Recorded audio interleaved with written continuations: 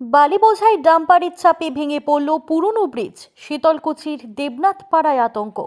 শীতলকুচি লালবাজার অঞ্চলের দেবনাথ পাড়ায় নতুন বাজার 12 মাসিয়া গ্রামীণ সড়কে আজ সকালে চাঞ্চল্য ছড়ালো। বালি বোঝাই একটি ডাম্পারের ভার সহ্য করতে না পেরে ভেঙে পড়ে একটি পুরনো ব্রিজ। ঘটনার পরপরই এলাকায় আতঙ্ক ছড়ায় এবং স্থানীয় বাসিন্দারা ঘটনাস্থলে ভিড় জমান। স্থানীয়দের অভিযোগ, দীর্ঘদিন ধরেই ব্রিজটির অবস্থা ছিল অত্যন্ত ঝুঁকিপূর্ণ। লোহার পাইপ ও মরিচা ধরা রড দিয়ে তৈরি এই সেতু যে কোনো সময় ভেঙে পড়তে পারে বলে আগে আশঙ্কা প্রকাশ করেছিলেন তারা। এদিন সে আশঙ্কাই বাস্তব হলো। সৌভাগ্যবশত বড় কোনো দুর্ঘটনা না ঘটলেও অল্পের জন্য রক্ষা পেয়েছে প্রাণহানি। ব্রিজ ভেঙে পড়ায় ওই গ্রামীণ সড়কে যান চলাচল সম্পূর্ণ বন্ধ হয়ে গেছে। এলাকাবাসীর দাবি, দ্রুত ব্রিজ সংস্কার ও অস্থায়ী বিকল্প সেতুর ব্যবস্থা করতে হবে। প্রশাসনের ভূমিকা নিয়েও ক্ষোভ উগরে দেন স্থানীয়রা।